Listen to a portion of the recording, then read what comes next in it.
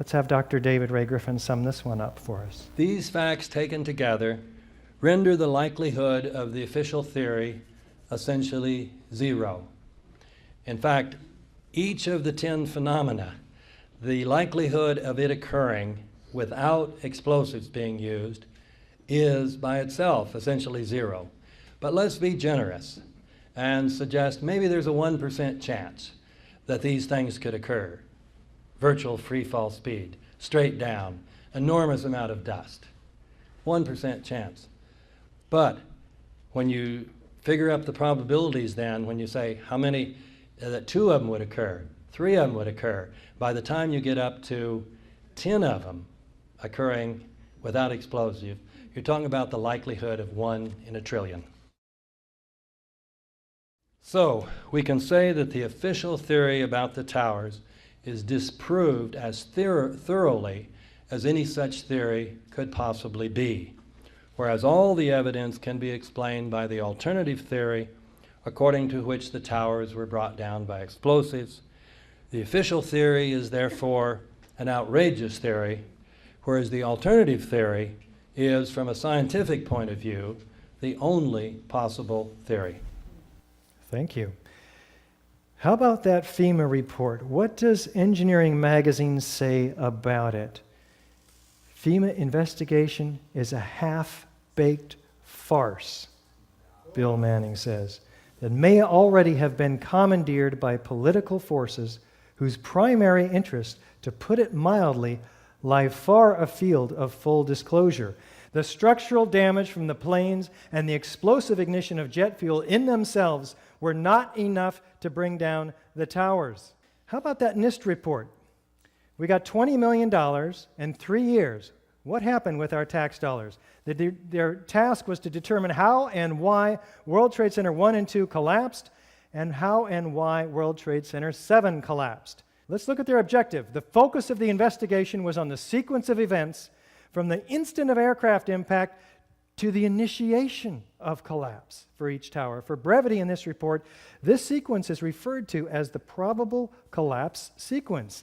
It doesn't actually include the structural behavior of the tower after the conditions for collapse initiation were reached, and collapse became, they say, inevitable. Wait a minute. You're going to spend 3 years and $20 million, and you're going to model every turbine in the airplane, and you're going to stop the entire investigation before the real action begins, right when the point where you're going to stop at the point where the truss was sagging and pulling in the first column, and you're just going to stop your analysis. How many engineers did you have working on this? And what are you concluding? They have 10,000 pages in this report. This is the half page that explains everything after that. No analysis. Let's see their conclusion. The structure below the level of collapse initiation offered minimal resistance to the falling building mass at and above the impact zone. Structural engineers do this every day. This is not rocket science. You have the known weight of this building mass. You have what are known columns below it in order to resist it. You put the building up there, and you let it go in your models, and you calculate what the resistance is. Why didn't they do it? Could it be because they knew darn well that it would not have collapsed at all? Wait, what was the report title? Final Report on the Collapse of the World Trade Center Twin Towers. Probably should have called it Final Report on the Initiation of Collapse. They also cast doubt on their own theory. They say to us in a letter to our request for correction, which several of us applied for and have yet to see adequate results from, we are unable to provide a full explanation of the total collapse of the Twin Towers. Thank you. We think so too. Prompting Jim Hoffman to write Building a Better Mirage, NIST's 3-year, $20 million cover-up of the crime of the century, in which he documents numerous unfounded assumptions. He documents that it's a mountain of distraction. They'll never read all this stuff. It's a tin rat. 10,000 pages, 1,000 pages modeling the airplanes. And as I mentioned, only half a page on their core presumption. Classic progressive collapse. How can it be classic if it's never before happened in history? As if some initiating element in a steel frame building caused the rest of it to ever collapse. He documents the startling omissions and outrageous lies, which you'll have to go into yourself when you have a little more time, and the fudged computer simulations. They document these unrealistic scenarios, C and D, and the realistic scenarios, A and B. A and B didn't make the building collapse, so they crank up the airplane speed. They reduce the strength of the structure. They increase the fuel. They do all of these adjustments until they get in the more unrealistic scenarios, which they're actually fairly open about, to get the computer model to collapse. Structural engineers rail against NIST because they refuse to show the visualization. It's a black box. You cannot download any of this data. This was a public building, or at least before 3 months prior to 9/11, it was a public building, and it should be a public investigation. Clearly, it was a public event, prompting their former chief of their fire science division, Dr. Quintier, to call for an independent review. Let's look at real alternatives that might have been the cause of the collapse of the World Trade Center Twin Towers. Do we have any whistleblowers? Yes. Kevin Ryan, fired from his job for making public the fact that NIST hired Underwriter Laboratory to perform tests. And these tests showed that the building should have remained standing. In fact, there were 4 mock samples of 35-foot spans, 2 17-foot spans and 2 35-foot spans with fireproofing, just like in the Twin Towers with the floor decking. Now, there's 2,000 degrees of fire put underneath this assembly per ASTM E119, and twice the known amount of load that was known to have been in the Twin Towers. What happens? None of them fail. These are the 4 tests. The steel temperatures were over 1,100 degrees average.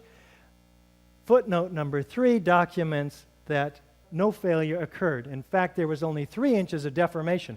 What does NIST do with this experimental data? They throw it out and they claim that there's a 42-inch sag, 10 times the value that resulted from the experiments. Do we have expert corroboration? Well, here's Van Romero. It's too methodical to be a chance result of airplanes colliding with the structure, this explosive expert says. After the airplanes hit the World Trade Center tower, there were some explosives, in my opinion, inside the buildings that caused the towers to collapse. Van has withdrawn these statements after receiving a sizable grant from the federal government. Mike Taylor, a demolition expert, looked like classic controlled demolition. Collapse of the Twin Towers mirrored the strategy used by demolition experts. How about this structural engineer, Ron Brookman? Explosive clouds of dust and debris moving horizontally and vertically upward as the collapse of World Trade Center 1 and 2 are just beginning does not look anything like a heat-induced gravitational collapse mechanism. Why a complete collapse of the Twin Towers became inevitable? Why would all 110 stories drop straight down to the ground in 10 seconds, pulverizing the contents?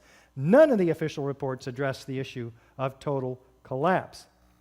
William Rice, structural engineer, also with Architects and Engineers for 9/11 Truth. The prevailing theory would have us believe that each of the Twin Towers inexplicably collapsed upon itself, crushing all 287 massive columns on each floor while maintaining a free fall speed as if the 100,000 or more tons of supporting structural steel framework underneath didn't even exist. How about David Scott, structural engineer with AE 9/11 Truth? Near free fall collapse violates laws of physics. You can memorize that one. How about Scott Granger, fire protection engineer with AE 9/11 Truth? All 3 collapses were very uniform in nature. Natural collapses due to unplanned events are not uniform. How about Ed Muniak, with us today, fire protection engineer?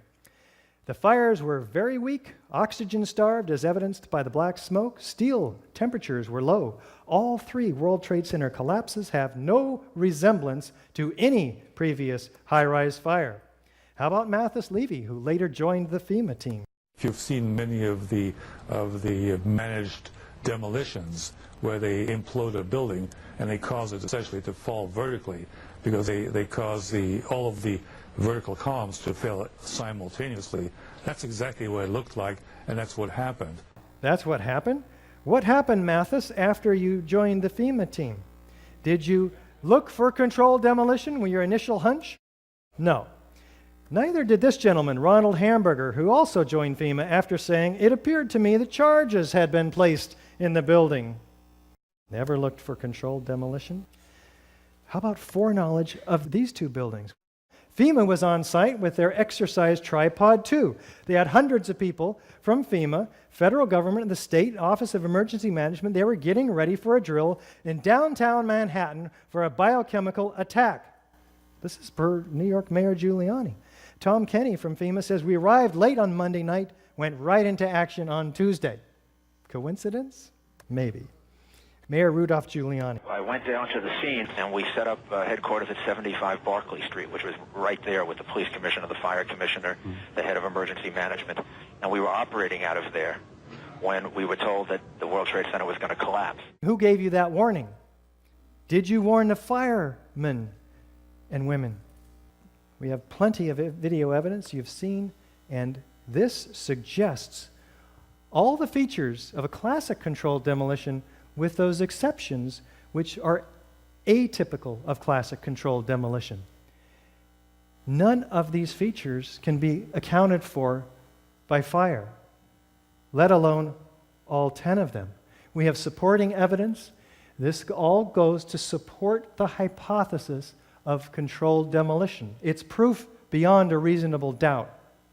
If you're with me so far, you have big problems. It's much easier, given our human nature, to go right into paralysis and take no action because the implications of this are absolutely staggering.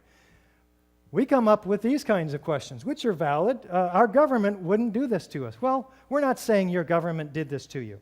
Somebody was responsible for this. Somebody, somewhere on the inside. We don't know how high up it goes. We don't know how wide it is. I would have heard about it by now. You are hearing about it now. I didn't hear about it until 2 years ago. It couldn't have been kept a secret that long. Well, the Manhattan Project had thousands of people. It was kept quite a secret for a very long time. I'm not an expert in controlled demolition. Wait a minute. Neither am I. But you are the jury, and you have an obligation to make a decision. Guilty or not guilty is typically the decision. In this case, explosive controlled demolition or fire. You have to take this information, process it through your brain, and come up with a decision and then a course of action. I'm going to help you with the course of action. The decision's a little more difficult. And don't do this. It's too horrible. I don't even want to think about it. I did not even see this stuff tonight, the worst form of denial. You avoid the debate, go back to sleep, and become a part of the problem. And it is a huge problem in America. America is asleep at the wheel.